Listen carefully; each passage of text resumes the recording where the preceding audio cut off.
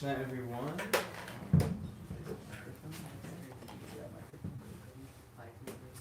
Does it work today? Today it works, man. Oh, Figured it out today. Hare Krishna, everyone. okay. So today we have a working microphone. Yay! Things were working today. We have a lot of help setting up today. So thank you so much to everyone who helped. I'm going to humbly request everyone move up because what's going to happen is we'll have a whole host of students who they love to come late. So we got to make room for them. So please fill on up to as close as we can because I don't know, maybe not, but I expect a bit more to come. So we have Ramapad Maharaj. Ramapad Swami has been, for those of you who weren't here Friday, he's been practicing Bhakti Yoga for well over 50 years now. And yeah, it's our great fortune to have him. He's been a Swami now for over 40 years. And when he goes through the Bhagavad Gita and introduces these very nice concepts in a both simple and advanced way, it's just very wonderful. So I will hand it over to him. And for the next however long he speaks, please be attentive and soak it up, because this is a rare opportunity for us here in Syracuse. So thank you, Maharaj, for being here. Move out of the way of the projector. The contrast is not the same as at night, but we'll have to make it do because it's not night. Yes, That's better. Oh, definitely better. So I was asked to speak about the process of surrender.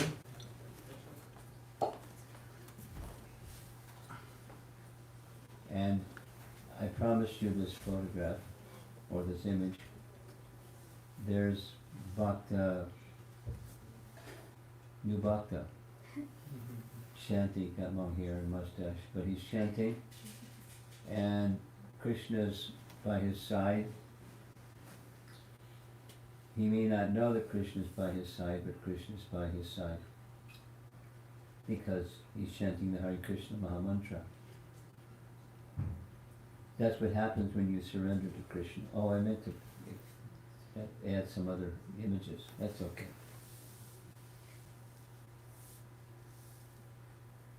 Surrender can sometimes mean like you hold the white flag and you wave the white flag and you surrender. That's one kind of a concept, a modern concept of surrender. And there's another, can't see it so well, but this is Maharaj Parikshit confronting over here the personality of Kali, who over here has been breaking 3 of the 4 legs of a bull. There's Mr. Bull. There's his face. You can't see the contrast so well. There's the cow and there's the bull. So Maharaj Parikshit is ready to chop him because he's breaking the legs of a bull. And the personality of Kali decides to surrender. So on his knees, as is part of the Vedic culture, when someone surrenders to a king, then the at least qualified king spares them. And up here is the activities of the age of Kali. Not nice things. So that's one kind of surrender, when it's just like to save your life. One kind of surrender. There's another kind of surrender that's mentioned in Bhagavad Gita, and sometimes the slide changer works. We had a problem with it before too. Not moving. Here we go. There's Bhagavad Gita verse. Some of you know the Bhagavad Gita verse. The last instruction that Krishna gives mentions surrender. Mamekam sharanam. Sharanam. Saranam means surrender. Surrender unto me alone. There's another very clear reference that Prabhupada cites a number of times. you have to happen to have AAA batteries? It seems this battery's pooped. Do you-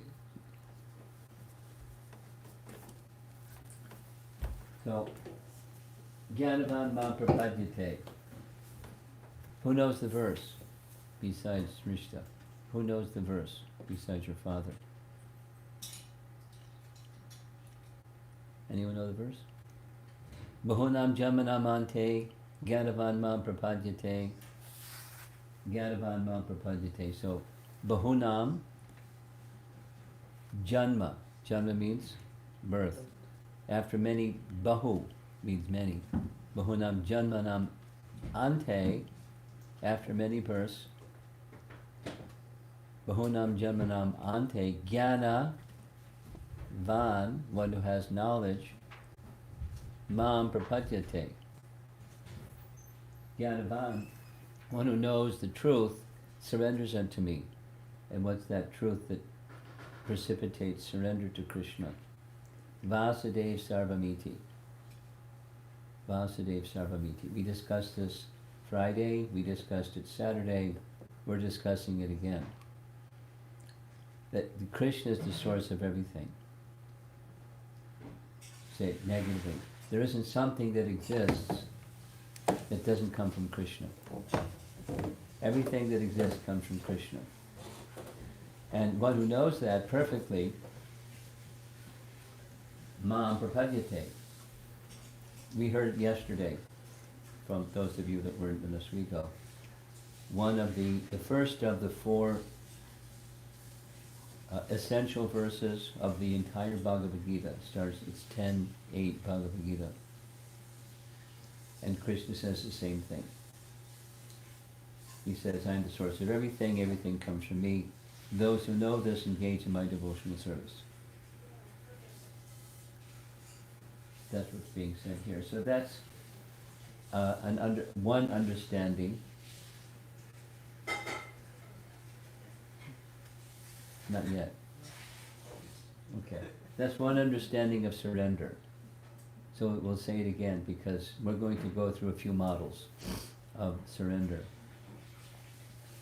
Knowing that Krishna is the source of everything, and there isn't something that exists that's come from Krishna, such a person who knows that perfectly well, they surrender to Krishna. So the topic is process of surrender, so it starts with at least an inkling of knowing who is Krishna. And at least the inkling that Krishna is the source of everything. Yes? Yes, let's see. Let's see if it works. Cool. So he's our slide changer. Go ahead, go to the next slide. You see down here is Hari Bhakti Vilas. You can read it, it's okay? Yeah. Hari Bhakti Vilas is a text that was published by Sanatana Goswami. That's a Sanatana Goswami painting. And in Hari Bhakti Vilas, what's Hari Bhakti Vilas? It's a how-to manual. How to do everything. The other 2 days ago was Ekadasi. How to observe Ekadasi. How to observe Janmashtami. How to have weddings. How to conduct initiation. It's a how-to manual. How to do a yajna. How to do everything. Everything that Vaishnava does, it's a manual, it's a how-to manual. So this is a how to surrender, because the topic is the process of surrender. And you see at the bottom, Sharanagati. Sharanagati. There's 6 Shad Vidha, 6 divisions or 6 limbs of surrender. And there they are. The first 2, Anukulyasya Sankalpa Pratikulyasya Varjanam. Simply, accept everything that's favorable for bhakti. Reject everything that's unfavorable for bhakti.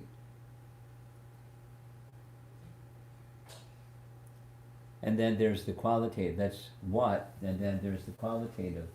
Rashikshati ti vishvaso. Raksha means protection. Raksha means protection. So one who feels that they're protected by Krishna, surrender to Krishna, he'll protect me. The fourth, Gopritve. I need maintenance. Krishna's, the principle of surrender, the fourth of the six, is Krishna will maintain me. Doesn't mean I sit back in a hammock and sip lemonade. It means my maintenance is not coming from my own energy and my efforts, but Krishna is my maintainer. I'm serving Krishna, and Krishna is my maintainer. Because, after all, everything comes from Krishna, right? Including maintenance. So we do something, means surrender everything. Karpanye means humility. When Bhaktivinoda Thakur makes this same list, he takes from Hari Bhakti Vilas, and he wrote 50 songs about Sharanagati. But he puts Karpanye first. He just calls it by a different name. We'll see shortly. So here's the translation from Hari Bhakti Vilas. Next.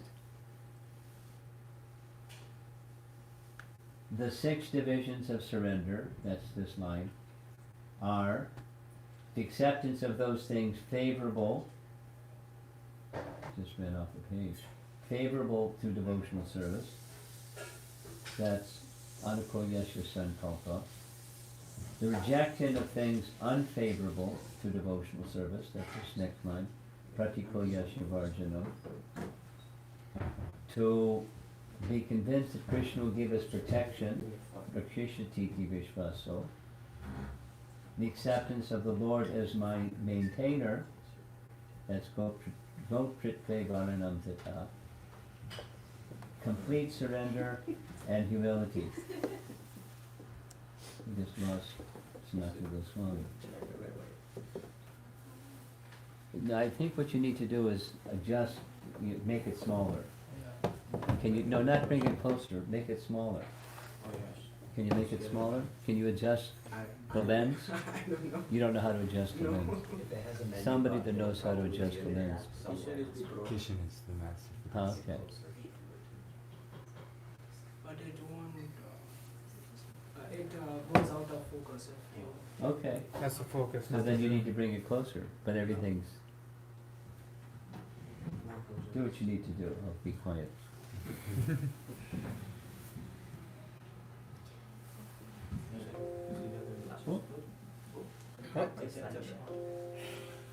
It's probably a message at the bottom. It's popping up.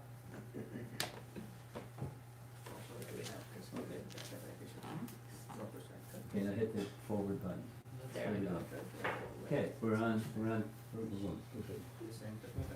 Okay, so there's the 6 principles of surrender. The topic was process of surrender. So there it is, from Sanatana Goswami and Hari Bhakti Vilas. This is the process of surrender, and it starts with accepting things favorable and rejecting things unfavorable. For what?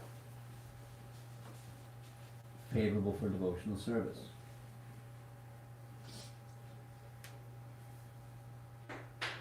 Now, the same 6, can we go to the next slide, was presented by Bhaktivinoda Thakur in 50 songs called Charanagati, because that's, remember the last line, Tadvidhat Charanagati. So, surrender to the Lord's shelter, that's how it's been translated by our scholars. Surrender to the Lord's shelter. And he makes the list, no, the other direction. Yeah, there we go. There's the first one. So you see the first one is Dainya. Karpanye was the other Sanskrit word. This is Dainya. It means the same thing.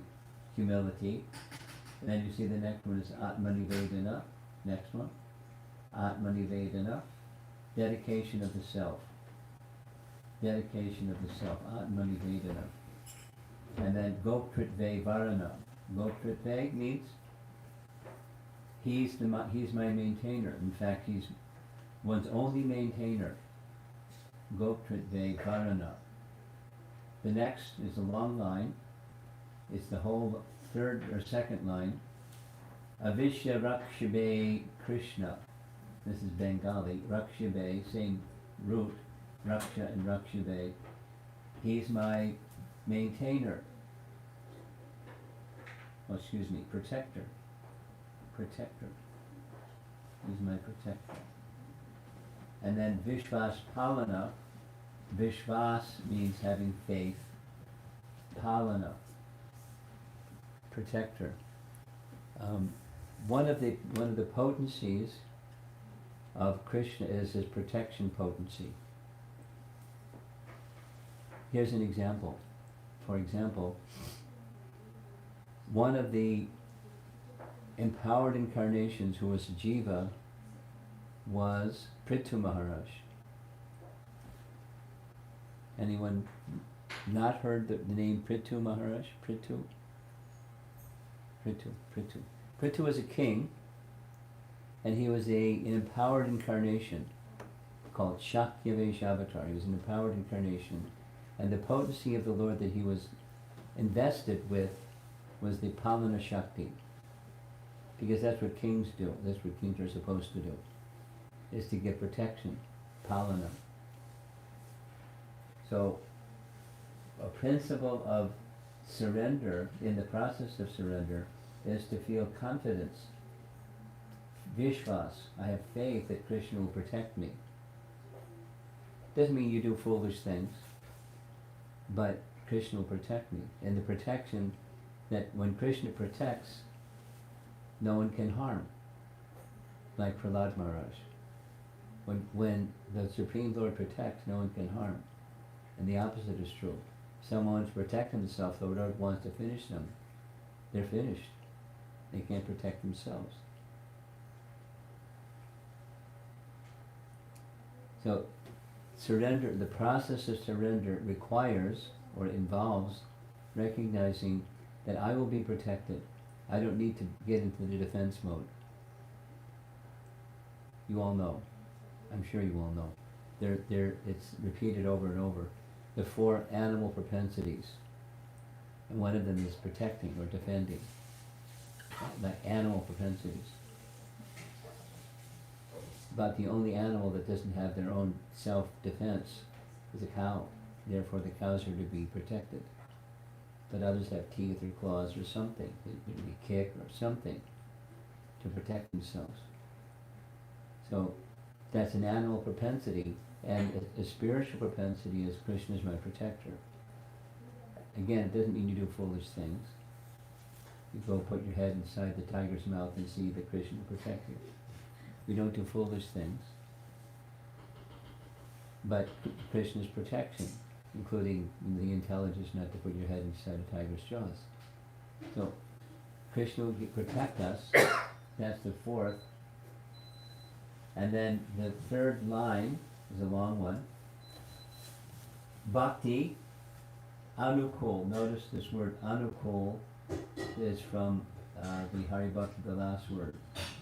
Anukul. You accept things that are maitra, that are friendly or favorable for pure devotional service.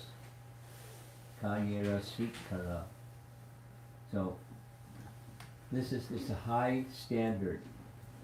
Full surrender is not where most of us are, but it's the path of surrender. The process of surrender is going down that path, where everything that's favorable for bhakti you accept, and then the pratikul word is everything that's unfavorable, vivarji, you reject or do not accept those things that are unfavorable.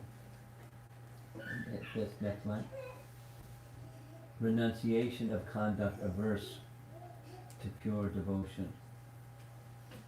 So slowly, there's the way that Rupa Goswami just takes this same list, he calls it angas. Shad angas, 6 limbs of surrender. This is Bhaktivinoda Thakur's description. Next.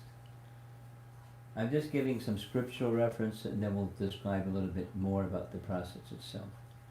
But to understand what surrender means, it's good to make reference to Scripture, what the Scriptures say. So this is a nice painting I like of Lord Ramachandra, and Lord Ramachandra is his life is and his example is expressed in Ramayana. Some of you know Ramayana. Who knows something about Ramayana? Oh, good. So, in the text Ramayana, it's very much loved by Sri Vaishnavas. Just yesterday, I was listening to a podcast interview of Kanamba Swami. When he was a year ago or so, and he described his first visit to India was in Allahabad. And when he got there, in the Ghats, everywhere echoing, booming, Shri Ram, Jai Ram, Jai Ram, Ram. Because it's said in Scripture that one who hears the name of Ram when leaving their body, especially at such and such Ghat at the banks of the river there, they'll attain the spiritual world just by hearing the name of Ram. So it's always chanting Ram's name. So the Sri Vaishnavas like Ramayana a lot, and they have commentaries and commentaries and commentaries and commentaries going way, way back in time, expressing that Ramayana is from beginning to end is a treatise on renunciation or surrender. They take such commentators take episode after episode after episode that illustrates different features of surrender. One more. The word that they like is prapati, which is something very similar, almost identical, at least in our ISKCON terms, with surrender or sharanagati. Prapati and sharanagati are like synonymous. Prapati is the process, that's our topic. The process of surrender is prapati. It means, same as Bhaktivinoda Thakur's teaching, taking shelter for protection, for maintenance, for everything. He becomes one's all in all. We'll go a little bit further. He becomes all in all. Here's a nice painting of Vibhishan. Those of you that know Ramayana, you know who is Vibhishan. Vibhishan is one of the brothers of the bad guy, Ravana. You know who is Ravana? Whoops, she's going to answer the door. So Ravana had some brothers, and Vibhishana was virtuous brother, and the others weren't. So Vibhishan tried and tried and tried again and tried so many times to persuade his very stubborn brother Ravana to go the path of virtue, at least return Sita to Ram, because what he had done was very sinful and he's going to bring ruination to the whole of Lanka. And he advised him. Even in public assembly he advised him. He advised him in private. He advised him this way, that way. And when it became very clear that it was hopeless, he left. He had mystic powers. He just rose in the air. Following behind him, as you see in the painting, were 4 ministers. And when he came to across the sea to where Ramachandra and the Vanaras were, he didn't come in for a landing yet. The description in Valmiki Ramayana is he stayed hovering in the air, and he asked permission before coming in for a landing. He asked permission to take shelter of Lord Ramachandra. And we're going to hear something about those 4 ministers in just a moment. But it's a very one of a number of important, perhaps the most important, the most written about parts of surrender to Lord Ramachandra, because he was on the bad guy's side, but he wasn't a bad guy at heart. And he's taking shelter. Next. When he arrived, this showed he came in for a landing. There he is on the left, and all the Vanras are up in arms. They're ready to look out. This is Ravana's brother. The lower left, it's Jambavan the bear, and there's Rama Lakshman and so many others. Sugriva got a nice crown on and things like that. So Ram asked, "What should I do?" You know, because he wanted to teach a lesson. And then, you know, the leading personalities were given the option to express what their opinion was, what he should do. And round and around and around, inconclusive, everyone that spoke had something different to say. And then Lord Ramachandra said, "If a person comes to me saying, 'I am yours only once,' then I shall give him courage and protection from all danger forever after. This is my solemn vow made before all of you," which is very similar to what Krishna says. Very similar to what Krishna says in Bhagavad Gita. Aham tam sarva papi vyo moksha yashami masucha. That's the 1866 Bhagavad Gita verse. So our topic, welcome. Our topic is the process of surrender, and this is one of several references to the process of surrender in relation to Vibhishan when he approaches Ram, leaving Ravana and coming to Ram's shelter. So he immediately, after this, even if Ravana himself came, after all the bad things he did, if he took shelter of me, I would also relieve him from all sinful reactions and give him protection immediately. Of course he didn't, nor would he, but that's his vow. Next. So here's a nice painting. You see the four in the background, those are the four ministers, and there's Vibhishan at the feet of Ram, and there's Ram with the various personalities behind him, headed by Lakshmana and others. Pretty small little clubs they have in their hand. Anyway. Next. So here's from the Sri Vaishnava Acharyas, they say, or they write, that these four ministers represent the process of surrender. And there are two of them is what the person who's surrendering, this is the process of surrender is our topic. The qualification that one who's surrendering must have. There's two. Akinchanatvam. I possess nothing which I view as my shelter. So, tvam, T-V-A-M, means having the quality of. Like having the quality of hardness, or softness, or coldness, or warmness, or having the quality of whatever it is, kindness.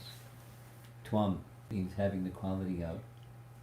Akinchana, and we're used to that word in Krishna consciousness. It's a nice word in the Bhagavatam. Akinchana. Prabhupada's way of translating is one who is materially impoverished. Means I don't have shelter in material things. You may have stuff, but you're not taking shelter in stuff. That's a kinchana. Doesn't have to mean you have to become a vagabond or a sannyasi. One can be, Maharaj Ambarish and have wealth that's astounding, beyond that of the King of Heaven. But he's a kinchana because it's not a place of shelter for him. It's something that he uses in Krishna's service. But he has no affinity for thinking himself to be enjoyer. So it doesn't mean abnegation. It means there's no shelter over here, whether you have or don't have. So if you have, it's fine. If you don't have, it's fine. And somewhere in between is fine. If you have it, it's taken, it's fine. If you don't have it, it comes, it's fine. Because there's not a place of shelter. That's the akinchanatvam. So one can take shelter of Krishna if one doesn't have some other shelter. No other shelter. Akinchanatvam. And then, it's very similar, it's just, checkmate, it's saying it in reverse. Since I have nowhere else to go to take shelter, I fully repose my shelter-taking spirit in the Sharanya, that's the person who you're taking shelter of. Gati, so there's the tvam, having the quality of Gati tvam. Gati means goal. It was very interesting. Coming here, the GPS was working fine, but there was a blizzard in between when we left and when we got here. And then when we got here it was fine, and when we left it was fine. In between there's a blizzard. It was really bad. But fortunately GPS knew the Gati, and we got here. But there were some cars that just rolled off the side of the road and into the little valley in between. It's pretty dangerous, but we made it. So Gati means destination or goal, and Gati Tvam is having the quality of knowing your destination, and Ananya means has no other destination, no other goal. I have no other place. You're my only shelter. I have no other place of shelter. It's forwards and backwards. It's similar to what we heard yesterday in the Chatusloki verses where Krishna says forwards and backwards. He says, I am the source of everything, everything comes from me. So this is saying, you're my only shelter, I have no other shelter. You have no other shelter, you're my only shelter. Now that's pure devotion, but that's a description of what shelter taking. In Vibhishan's case, he tried. He wasn't shelter for Ravana, but he was his brother, and he was trying to help him.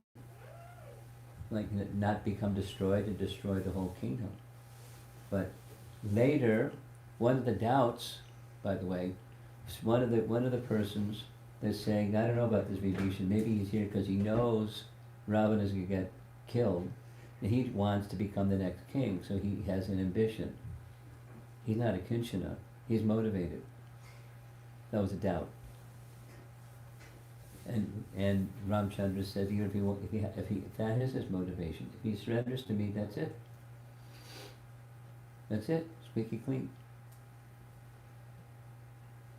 Now, there's something else that also came, remember from yesterday, when we discussed the 4 essential verses of Srimad Bhagavatam.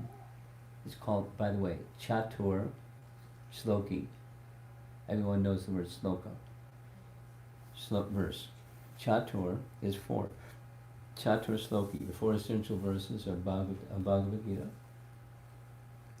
So the first 2 is the quality of the one who is in pure devotional service. And then the next 2 are describing what Krishna does when somebody approaches him in pure devotional service. So that's what is happening next. According to the Sri Vaishnava Acharyas, the Sharanya are the one unto whom one is taking shelter. It's Saralata, same as what Ramachandra says. He gives shelter to anyone without any consideration of who they are. Saralata means simplicity. Simplicity in this sense, in the transcendental sense. He doesn't look at material distinctions. Krishna says the same thing in Bhagavad Gita. Striyo vaishas tata shudras deviyanti parangatim. Even if one is born in a papa yoni, a sinful birth, doesn't matter. You have to be a pious birth, a well-educated, or have lots of money, or be, this and that. You just have to be a spirit soul. That's pretty much everybody. And in that spirit soul, having a willingness to take shelter. Not zillions of pious activities. You can have zillions of impious activities, even sinful activities. Just take shelter. And that's what this Sharanagati, because Krishna takes away the sinful reactions. Isn't it? Aham tvam sarva papebhyo. You take shelter of Krishna, he takes away the sinful reactions. You don't have to have zero sinful reactions. There's another nice verse. Tesham tvantakatam papam jananam punyakarmanam te dvandvamohanir mukta ujante mam dhridavrata. Dhridavrata means with determination. So it's if one tesham sat, what's the word?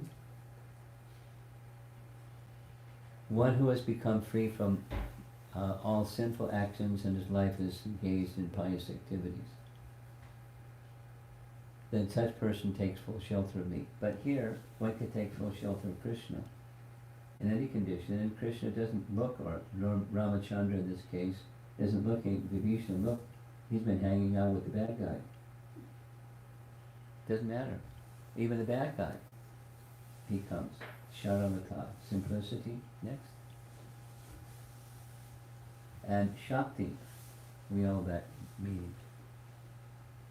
He has the Shakti, he has the power that he can protect one, and he can give one whatever it is that one needs. Same as what Krishna says in Bhagavad Gita. Unto such a person who take full shelter of me, I preserve what they have and carry what they lack. Someone know the verse? Besides Rishta and her father? What's the verse where Krishna says, unto those who engage in my unalloyed devotional service, I preserve what they have and carry what they lack. It's good to know a few verses of Bhagavad Gita. I'm not putting you in the hot seat or anything. I'm just encouraging you as you go along and study Bhagavad Gita, try to learn these verses, because it's very essential for the process of shelter that you know what Krishna says and he means it. He keeps his word. Huh? Yoga Kshema Vahamyaham. Tesham? No. It starts Tesham. It's Ananya's Chintayantam. Go ahead. Ananya's Chintayantam Mam Nijana Yes, Ananyas Chintayantam.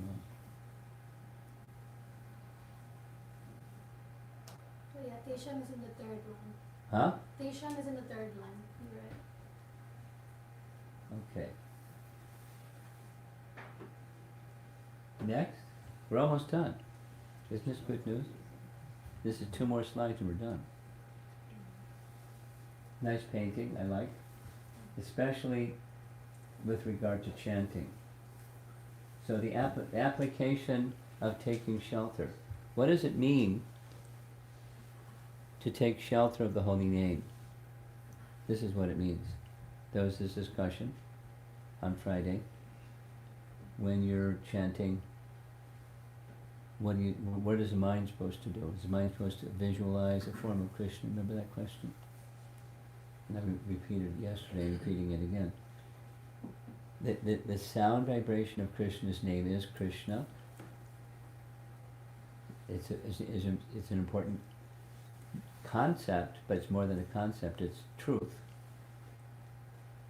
The nama namino, abhinatvam nama namino, the name and the person aren't different. So when we're chanting Krishna's name, Krishna has sound vibration form, and Krishna has the form in which he performs his pastimes, that he reveals once in a day of Brahma, but even not during his manifest pastimes. His name can be manifest. All we have to do is hear it and repeat it. And we hear it and repeat it, and Krishna is present. And taking shelter of the holy name is this. At least, by process of consciousness, that there's a submission unto the sound. And submission unto the sound isn't like personality of Kali surrendering unto Mars Prixit, because if I don't, I'm going to get chopped. You know, some people take shelter of God because if they don't, they're going to hell. So I better take shelter of God, because otherwise I'm going to hell, and I don't want to go to hell.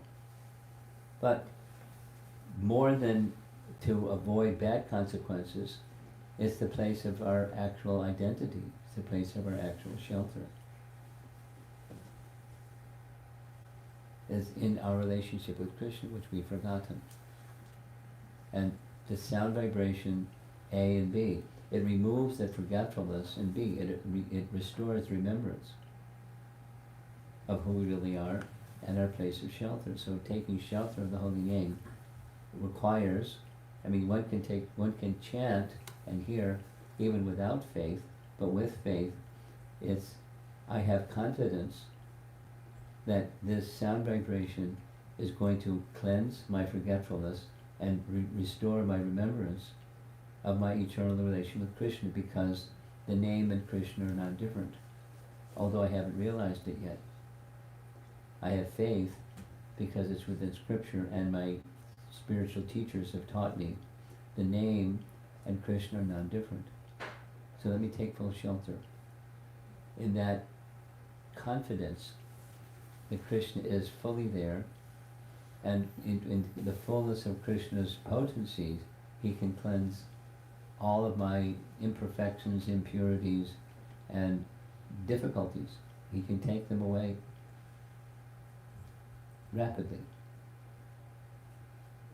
I just have to have a willingness to be in my relationship with him, and with that understanding, then that's taking shelter.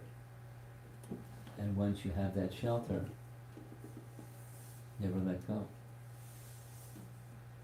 Now, and this is the last part, the last slide. The same slide you saw at the beginning. No, back. Yes, that one. There's, no. Yes. Don't touch.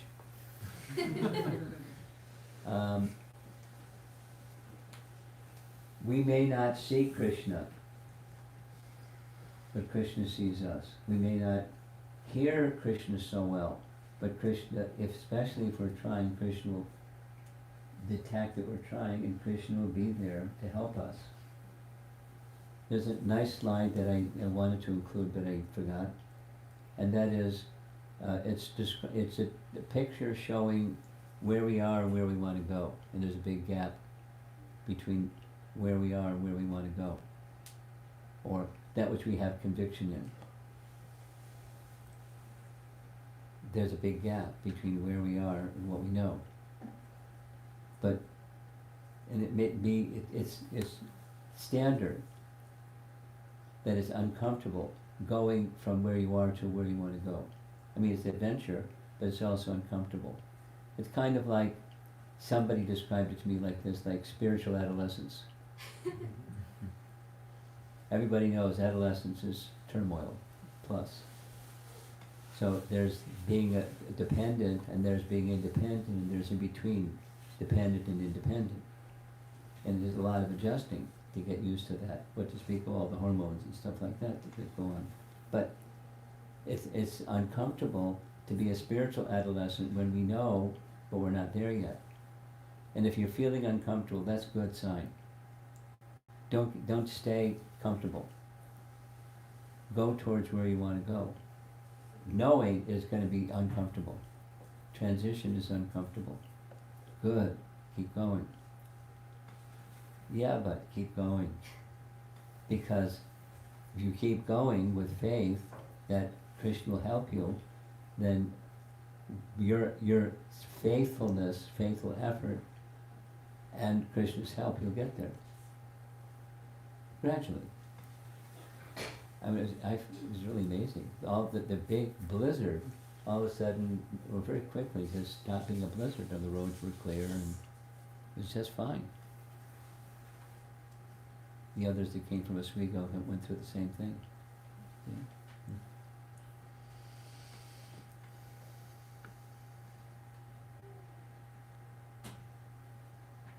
So that's something about the process of surrender. Now there's another image that I didn't put on the screen, but I'll just describe it. There's the behavior part of surrender, there's the value part of surrender, and then there's the heart.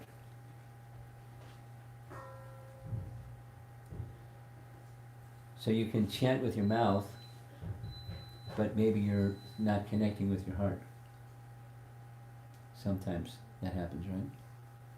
Now, when you can connect with your heart, and certainly the mouth is going to go, and the ears, but that's a whole other quality of experience. So it's good with the process of surrender. Similarly, not just do the behaviors. A phrase that I like to use is we're not the International Society of Behavior Modification Incorporated. We're the International Society for Krishna Consciousness. So Krishna Consciousness has behaviors, and there may be some modification of behaviors, some do's and some do nots, accepting things favorable, rejecting things unfavorable, some do's and do nots. But that's not the essence. That's a byproduct. Behavior modification is a byproduct. So that the heart can align. There's consistency with what we value and what we do and who we really are. The process of surrender is the process of realizing who you are, and realizing who you are is incomplete without realizing who is Krishna and your relationship with Krishna. So it's a gradual unfolding. The process of surrender. Stay with it. Stay in good association. Stay with it means not just continue to chant, but strive to chant fully, attentively, knowing what the purpose of the chanting is. I mean, here's something from Bhaktisiddhanta. One more thing I'm going to end. One thing from Bhaktisiddhanta is that this mind that we're endowed with does not have the capacity to realize the name and the person are non-different. It's not within the capacity of our binary mind. It doesn't fit. It's not because it's not a 1 or a 0. It's a transcendental reality. So how do you get that transcendental reality as part of your consciousness, that you something you can experience? That's a good question, isn't it? And his answer is by hearing. That the ear has the power to conquer the mind. And when the mind is conquered, when the mind is not distracted, the mind is conquered. And when the mind is absorbed in the sound vibration of Krishna, you've realized Krishna. Because Krishna reveals himself to such a person. Same as the discussion we had yesterday on the 4 essential verses. Krishna discloses himself to that person who shows, I really want to know you. And to get there, there's, in between here and there, there's discomfort. There's lots of stuff that happens. There's distraction, there's challenges, there's duality plus. Here's a Prabhupada statement. This is from the Henry Street Temple in New York, in Brooklyn. Prabhupada's seated on the ISKCON. Prabhupada's looking out at us, his disciples, and he's saying, when you say to Krishna, I want to be with you, I want to be in my relationship with you, what will Krishna say? He's looking around. That Krishna may say, are you sure? What about a little sense gratification, And then Prabhupada said, the devotee goes, no, I only want you. Oh, maybe he really does want me. What about a little hardship, And the devotee says, hardship, that's okay, I just want you. And then Krishna says, oh, maybe he really does want me. Then let me give myself to him. It's the disclosure, so the tribulation, the discomfort that we go through to get to that stage of realization. It's part of, you can say, Krishna's testing us or examining us, or giving us opportunity to intensify our shelter taking, because that's what being described here, the process of surrender. Krishna is our shelter. We're taking shelter of him, that's surrender. So there may be some discomfort getting there. That's good. And not that discomfort is fun, but it's a sign that there's some reciprocation coming from Krishna. It's not karma. It's Krishna's helping us to get beyond the attachment to the temporary and take full shelter in him.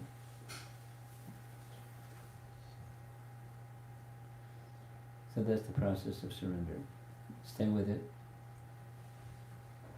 Good association. Try to chant from your heart or with full mindfulness of what you're doing and why you're doing what you're doing. Don't become complacent. Try not to become distracted, although it's really easy to be distracted. It's kind of like par for the course. Try to stay fully attentive when you're doing your service. If you do that nicely with chanting, you'll do it nicely with your service. Conversely, if you don't do it nicely with your chanting, you're not going to do it nicely with your service. The rest of you, what you do during the day. If you do it very nicely when you're chanting, much, much, much more likely you'll be attentive to the purpose for which you're living your life, the mission of your life, if you're attentive when you're chanting. Because it's concentric circles out, kind of a dynamic. Mindfulness of Krishna stays with you, starting with how you chant the holy name. And Krishna is there to help you. That's the good news. Okay, so let's see if there's some discussion. Okay. Hare Krishna Ganesh. Maharaj, this is just a comment. I just want to say thank you. I think since the past about like a month or two, I've been thinking about this same topic of surrender, like every day. And I was thinking about this because I have like a huge ego, and with that ego comes a lot of worry about this and that and the other thing. And even though we're trying to chant and we're trying to learn that, Krishna's there and everything is in the hands of Krishna, we still worry because we have false ego. And it's just this lecture was like right on the spot, and I'm very sure that like going forward now that level of worry would simmer down just a little bit, please.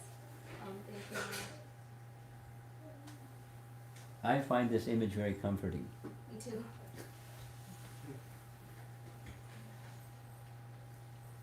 Yes. You have your strong voice and you don't need a microphone. Alright, yeah, I'll try to use it again. Good. There you go. Concerning the properties of sound, you have talked to us before about, that there's many ways that sound can physically interact with our matter and do things for us spiritually, and the chanting.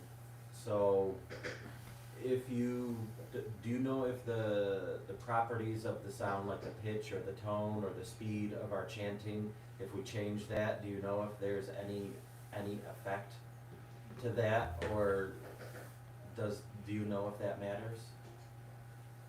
Attentiveness is what matters, not the speed or the pitch or the tone. Speed and to say tone and pitch have affect or effect on affect, on our feelings and our wellness. And if spiritual wellness is there, material wellness is going to follow. So it doesn't matter. Nam namakari bahuda nija sarva shaktis. Tatrapita nimatak smarane nakala.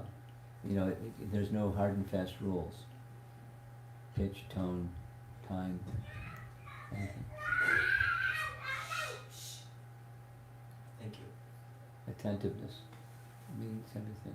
Yes, I also have a question about sound. okay. So, whether we're chanting at home or we're here doing kirtan or in the public doing sankirtan, I know these sound waves, I believe, go on pretty much forever, right? But how does the community benefit while we're chanting here? Like, how far do these transcendental sound vibrations go? Nice question.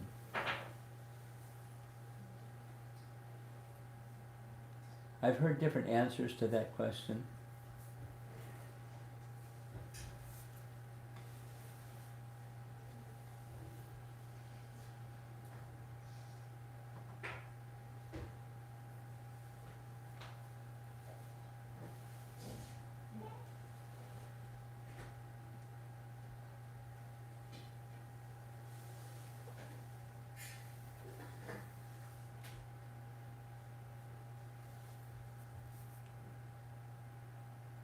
Just take, those three examples that you gave. Let's just focus for a moment on a temple, or let's say 26 Avenue.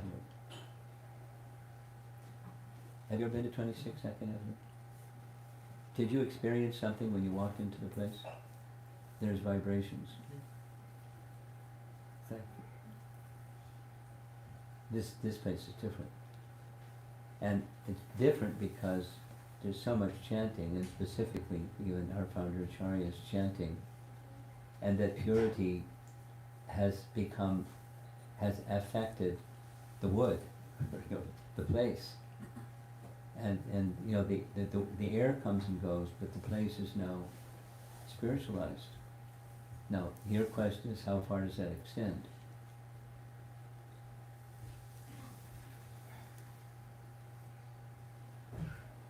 It spiritualizes the atmosphere, but how far does it extend?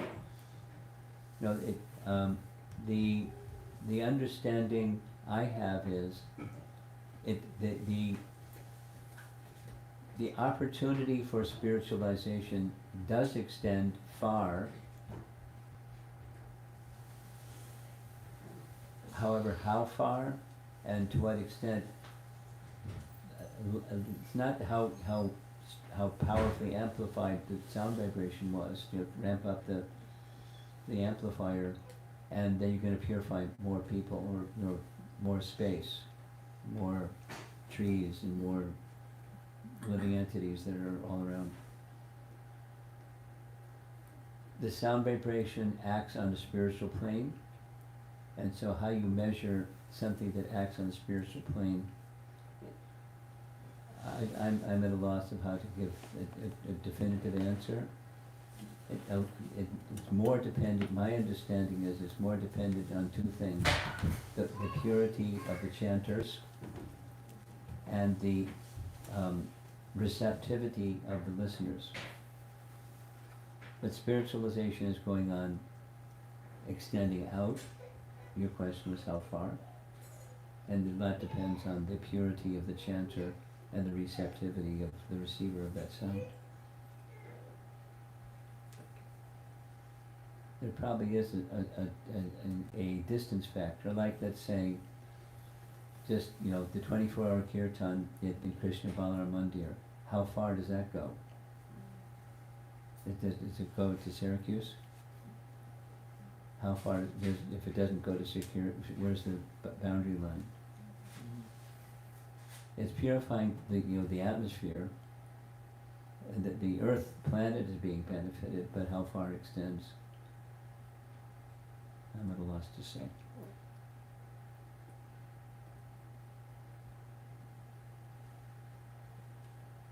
Nice question. Anything else?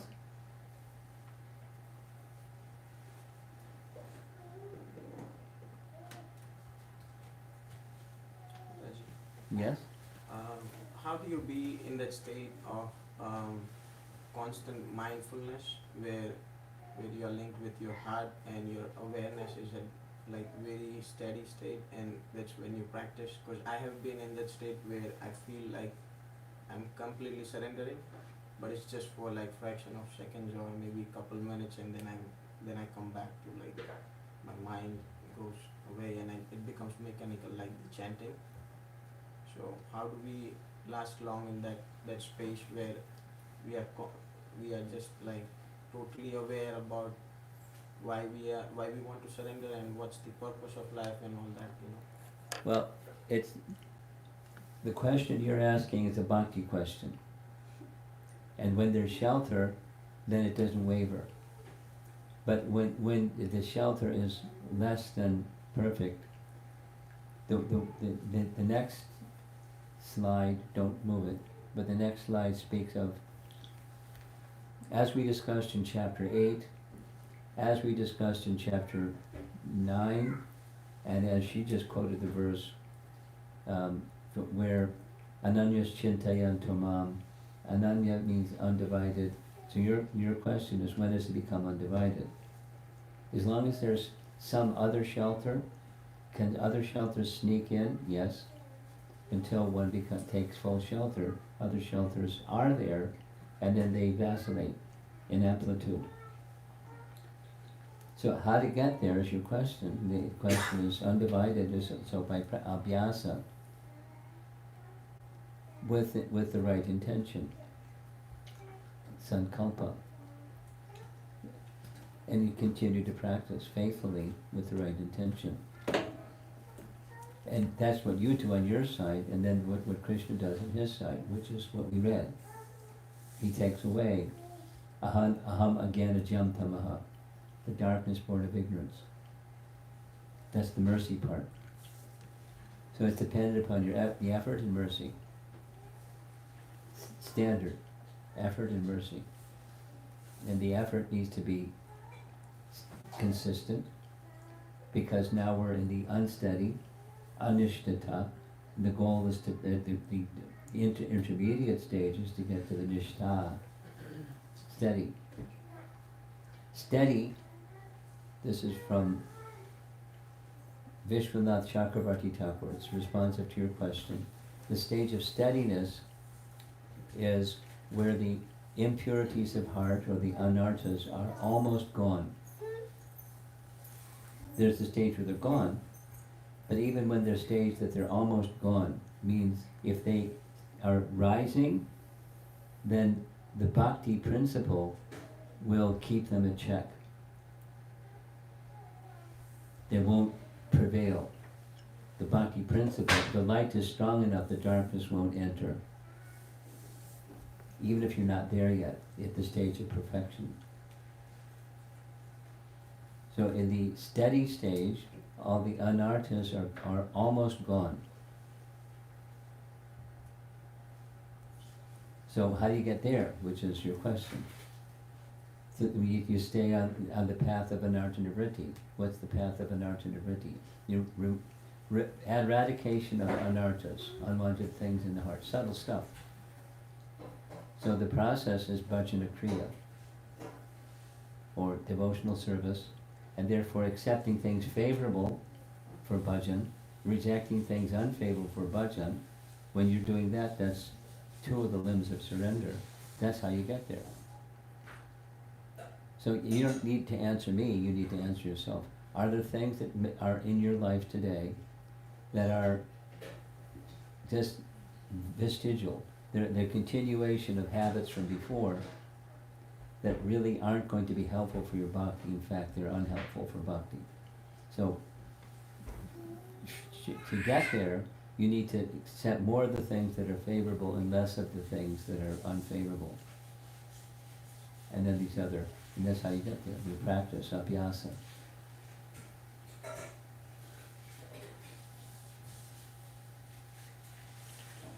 I'll add to it. It's a nice teaching. It's from Patanjali Yoga Sutras. That's not a standard text that Hare Krishna devotees read regularly. But it's a passage where he's describing, but he gives a definition of what abhyasa is. Because he's teaching yoga, Yoga Sutras. In one of those Yoga Sutras, I think it's Sutra number 3, is a definition of what practice is. And it has 3 parts.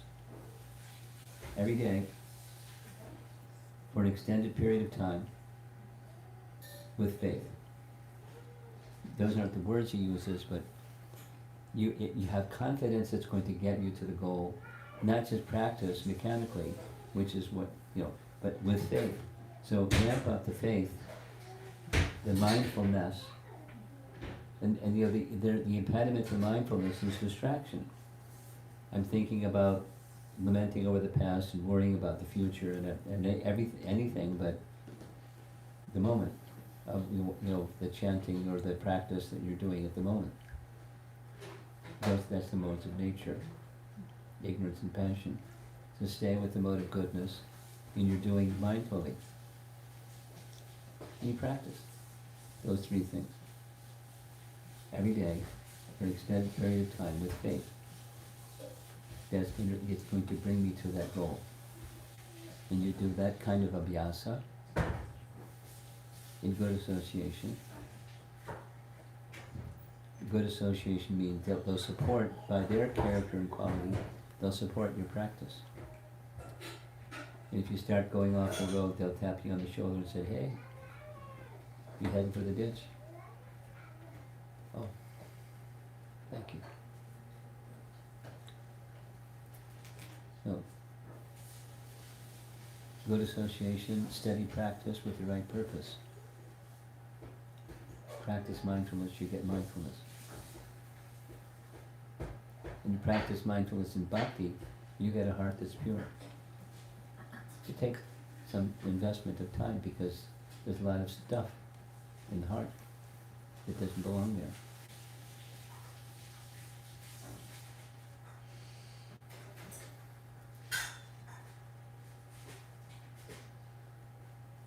Yes.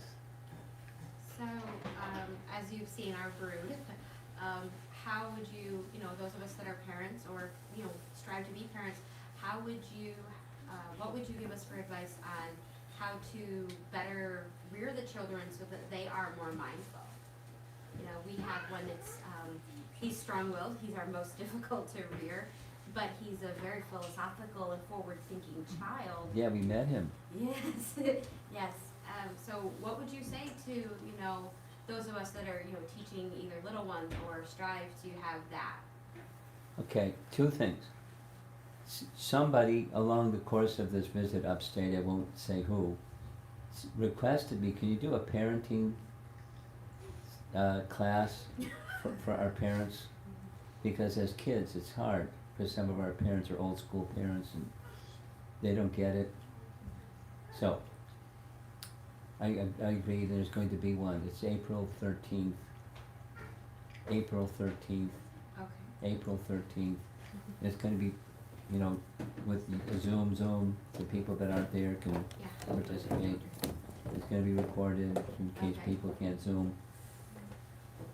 So listen, and there's the foundation for that is going to be an article that I wrote for a parenting book published by a temple in India, Pune temple, called Parenting.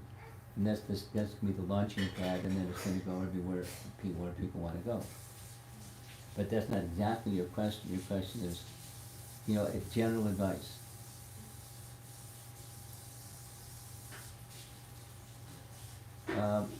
The answer I'd like to give to this is similar to the answer I gave about dealing with Christian people and how to help Christian people. In your dialogue with Christian people, the first and most important thing is be a good example. Parenting, same. You can't give what you don't have. And if you have, then there's the concern of supervising as opposed to nourishing. You can catch more bees with honey than with vinegar. So be honey-like, and it'll help you as a parent to attract the hearts and the minds of not only your children, but it expands out into the larger community of people that are spirit souls also. They may not be a family member, but so you have some responsibility for family members, and so you set a good example, and you be honey-like. and you invite, that whatever it is that there's interest, as long as it doesn't cross boundaries of ethical and legal, doesn't cross those boundaries, but you encourage. And then you also have, when you encourage another person, something happens to the other person, they feel a connection. Besides a family member, that's blood connection or genetic connection or something, but there's just the affective connection. Here's somebody that cares. And not that you don't care, but the feeling from the other side, here's somebody that cares. And so then from that position of relation, then you can, depending upon the receptivity, you can titrate little by little by little. Ideally, in parenting, at least there's some values or a moral compass that you as a parent would like to see is going to be guiding my dependent's life growing into their adulthood. Then you go into mode of goodness things, like be respectful, starting point, of others that are different than you. Don't speak in such a way that it's hurtful, nonviolent communication. So, you model it, but teach it in principle. These are principles to live by. It's not convincing them to become, a Hare Krishna devotee, but you model things that are mode of goodness. It's going to help the choices that are Krishna-centered choices, when mode of goodness is more prominent.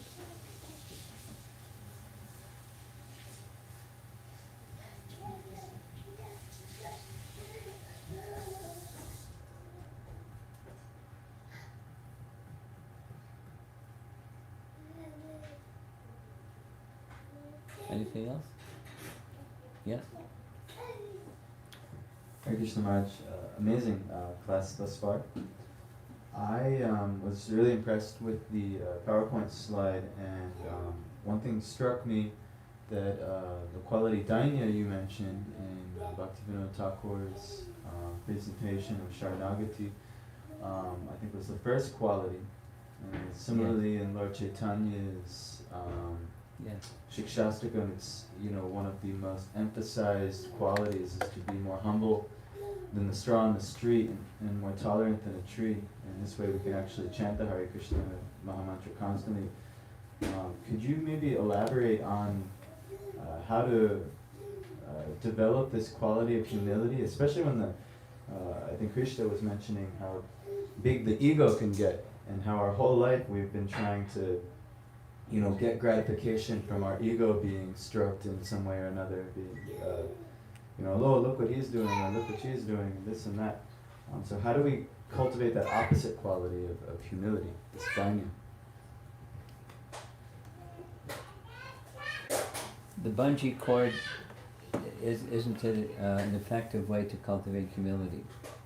Bungee cord means you imitate, and it's cosmetic, but it's not inside. So that's what not to do. What to do is cultivate a spiritual conception. And the reality is we're very tiny. And there's many other things that we're not and that we are. We're dependent. We're not independent. And so by reflecting on our spiritual nature and hearing the messages of Bhagavad Gita and Srimad Bhagavatam regularly, the spiritual conception grows. And as the spiritual conception grows, humility grows, or false ego diminishes.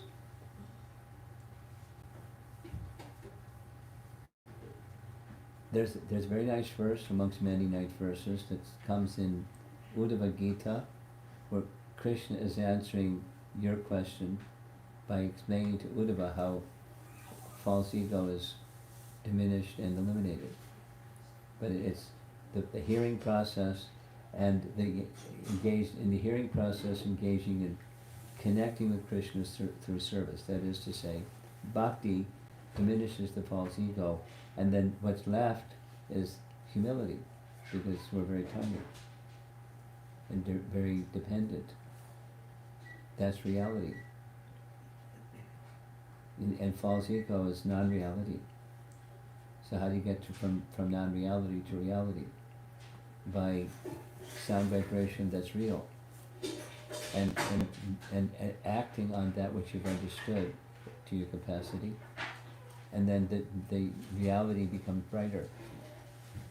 And the non-reality diminishes. It's just by the bhakti process, starting with hearing in the right association.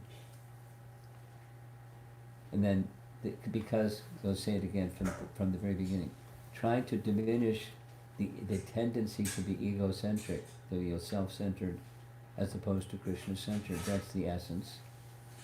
And that you can't just become, hold your head down. And because the head doesn't want to hold down. False ego wants to do its thing. And it can go into the negative side and become depressed and all of those things that people may have struggles with. But it's everything to do with the material conception as opposed to the spiritual conception of who we are. And then what's our responsibility to nature, what's our responsibility to other spirit souls. There's this social interactive with nature and other souls. And to stay humble is we're meant to be servants, ultimately servants of Krishna.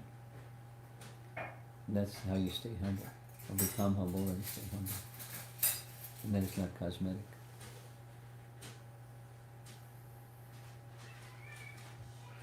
The one who tries to do like that, as I expressed, I'll just say it again, there's some bumps in the road. There's some discomfort between, being filled, centered on self, the egoistic sense of self, and coming to the place of humility. There's some purification, some bumps in the road. And you welcome them, embrace them, knowing that this is Krishna's kindness to help me get on the other side of false ego.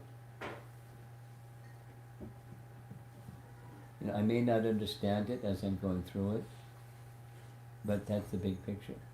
Krishna's helping me get to the place where my relationship with him becomes more prominent. And that's the place of humility. Spiritual conception. It sounds nice, but that's the process. And when you're going through it, it feels uncomfortable. We all know. Yes? Thank you for all of these large lectures that you're giving on important topics.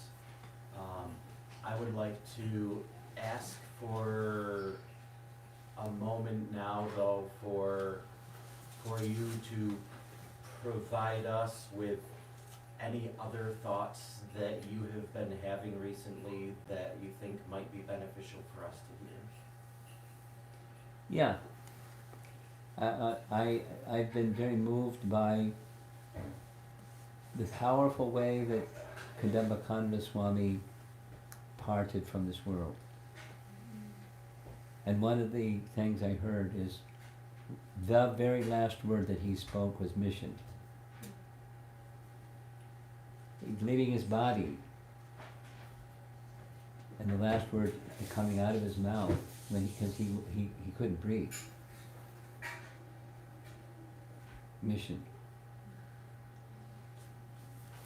He was an exemplar of Prabhupada's mission in many, many ways when he was healthy and then he became unhealthy and so on.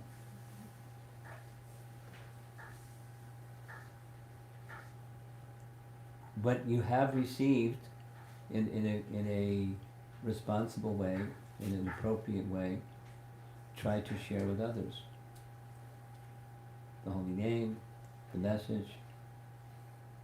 It's said several times the last couple of days, your own character, and to be part of the mission of Lord Chaitanya, and that's Sankirtan. It certainly includes the sitting here or going out to the public or wherever, having congregational chanting, but it's also this other.